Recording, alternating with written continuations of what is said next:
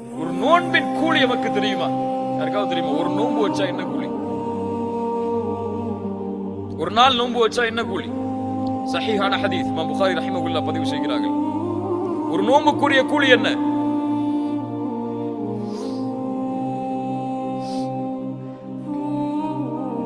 மன் ஸாம யௌமன் ஃபீ ஸபீலில்லாஹ் பஅத அல்லாஹு வஜ்ஹஹு அனின் நாரி 70 கரீஃபா.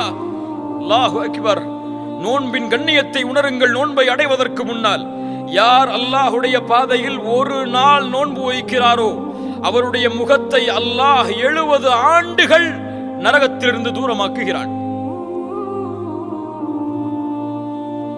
சுப்ஹானல்லாஹ். எப்படிப்பட்ட மாதம்!